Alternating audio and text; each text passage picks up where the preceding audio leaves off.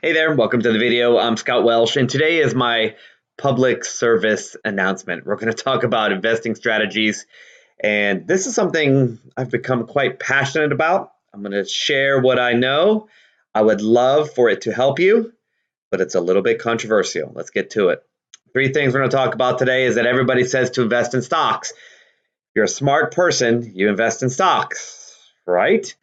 Nobody that I've seen, well, one person that I've seen besides me talks about it, but it's very, very rare indeed, have anybody talk about how bad stocks can be. And we're going to talk about it today.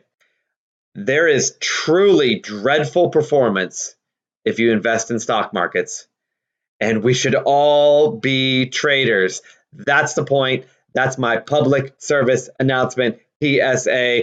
Let's get right to it. There's a disclaimer. We are going to talk numbers, but these are actual numbers. There's no hypotheticals here today.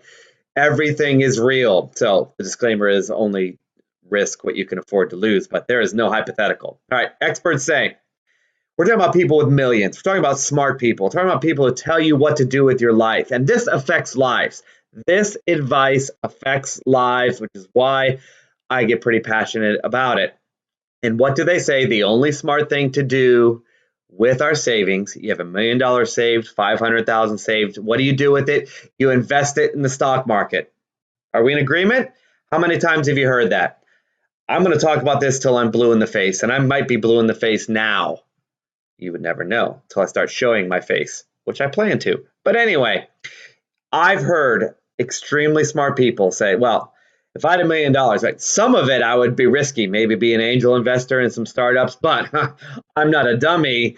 I'm going to put most of my money in the stock market, all right? Listen, I'm not a trader. I don't do that wild gambling stuff. I just put my money in the stock market because that's the smartest thing in the world. That was a really cool voice I just did. Have you heard this? Right? I just heard it recently from a very rich person say that I'm no dummy. Put my money in the stock markets, right? Now, maybe you've also heard about the 60-40. That's everywhere. If you're a financial advisor or looking to do something with your important life savings, 60-40 bond mix, 60 in stocks, 40 in bonds, or some sort of derivation of that ratio. Ray Dalio has been made famous by his all-weather fund, and that's percentage here, percentage there, percentage here, percentage there, okay? But it's always in stocks because stocks are the best. Anything else we do is failure. Nothing produces like the stock market. The stock market always goes up, just like the housing market always goes up until 2008, and it goes down, and sometimes that recovers. Anyway, no. The stock market always goes up, and the housing market. It's failure if you try to trade. You can't time the market. You can, but you can't time the market. If you try, you'll fail. The only thing to do to grow money, unless you're stupid, is put it in the stock market. And they have data. They have their data. But here's what no one really talks about. And as I research this more, it's kind of hitting me in the face with a sledgehammer. People say invest in the stock market. Do you realize we're only talking about one stock market? Do you realize there are many stock markets all over the world? Many stock markets. So we can say invest in the market. You realize we're only talking about one. One. There's only one market that goes up. Do you realize that? Does that freak you out? Instead of saying like, oh, you can invest around the world, emerging markets are different. No, there's one, the US stock market. That's the only one, okay? Stock markets around the world can be horrible. They're still stocks. They're still traded like ours. But for whatever reason, and there are reasons, of course, we could get into some other time, the US stock market is the only one. Because world markets, other markets, can go a long time with nothing or worse. To me, I don't know how you feel, that's incredible. To me, I just always thought invest in the markets. It doesn't have to be the US, could be the Australian, could be the whatever. But no, there's only one that works. Is that crazy? Let's take a quick look. And this is actual data, actual charts. I got these online. Just use my trusty Google. This is the MOEX, the MOEX, the Russian stock market. I'm not pronouncing that. Not going to. Okay. This is just an example. It hit a high in 2017. And since 2017, we're now in 2019. So we're going on a couple years now. It has dropped and dropped and dropped and dropped and dropped quite a bit, 30%-ish down, and it's only just mildly going sideways. Oh, put your money in the stock market. Well, if you did, because look at this, wow, that stock markets go up, you would be sitting here with really no hope in sight. I mean, this is as of today, right? That's a good investment, really? That's a good investment, all right? But that's only a short period of time, and of course, there was some goodness here, although some more underperformance, 2014-ish. Let's go to another world stock market, the DAX, German stock market. From 2000 to 2007, it did nothing. Look at this drop from roughly like 8,000 or 9,000 down to 4,000. That's 50% or more drop. You can look this up on your own, right? This is the max chart straight from Google. Nothing special about this. How'd you like to do that? 2000, 2001, 2002. That didn't do well. Oh, and then it came back and then it dropped again. From 2000 to 2007, you made zero. What if someone came to you and said, hey, I know what you can do with your money, and for 8 years, it will actually lose money? Oh, where do I sign up for that, right? Just invest in the stock market, just invest in the stock market. Well, I invested in a world stock market and got nothing.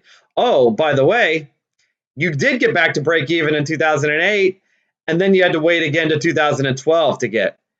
So you would have had to wait to 2012 to make money if you just invested in a stock market, okay?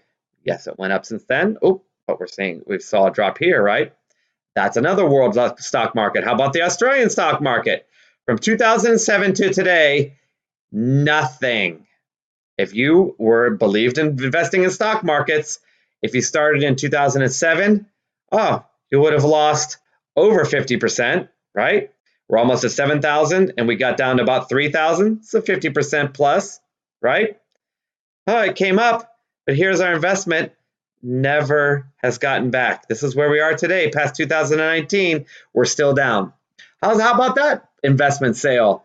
Listen, it's 2007. Put your money in the stock market. The stock market always goes up. Nothing for the next 8, 9, 10, 11, 12, 13, 14, 15, 19. Nothing. Zero. And I'm not even going to talk about the Nikkei. Japanese stock market, it's the worst one. And I'm not even bringing that up. So investing in stock markets aren't that great. Now, the U.S. market, as we talked about, you go back to 1920s, you see, 8% a year, every time, right? That's the average, okay? The stock market in the U.S., that's the reliable one. Well, wait a second. It's the best one. And ta-da! From 2000, if you were an index fund and just, I believe in the stock market, from 2000 to 2012, made nothing again. 12, 13 years, nothing. Now, you look at this and we're right back on schedule, right? But if all the world stock markets basically underperform or worse, and ours is the only one, that freaks me out. Maybe it's nothing to you, and I'm sorry for bringing it to your attention, but it freaks me out if stock markets, as a rule, are really not good at all, but ours is okay. We're not headed for a fall or anything, right? Everything's going to be fine? From 2000 to 2012, not good. Okay, fine. But what about drawdowns? Because drawdowns are really the key to all this. That's what makes people get out of the game. At least we have the safety of stocks, right? We know the S&P 500 lost 80% during the Depression. You know, the NASDAQ lost 80% in 2000 in the internet market calamity. You know, it's lost 40 to 50%. Look it up. I just Googled it. Look it up. 40 to 50% many, many times as recently as 2008. The S&P, your index fund, lost 50%. I know exactly 0 people who have seen a 50% drawdown and kept going. Zero. I know several people who got hurt in 2008 and never came back. Who comes back from 40 to 50%? So what someone is telling you is from 2000 to 2012, you make no money. Oh, and that's assuming you survive the 50% drawdown, which most people don't. So in other words, that underperformance from 2000 to 2012, that could have resulted in losing half your money from 2000 to 2008. That's a great investment. That's what smart people say, I put my money in the stock market. I put my money in something that can lose 50% and then may or may not go up for a decade. Long underperformance with massive drawdowns, and that's what we're all told to do. This drives me crazy. It makes me petrified. It makes me angry. Does it make you angry? I understand the chart, right? Look at the chart. That I'm seeing more and more evidence that chart is kind of rigged, for lack of a better word, right? From 2020-ish to now, the market adds 8% per year. You just got to be a long-term investor. I mean, long-term 2012, Australian stock market 2007 to now, I'm long-term. When do I get to see some money, right? But keep in mind, this 8%, most of that is dividends. What's the fun about dividends? They're taxed. Taxed what? What's my tax rate? Oh, it depends, right? Depends on the legislature. It depends on your tax bracket. It just depends. Money's taken out, and you can argue with me, whatever. It's taxed.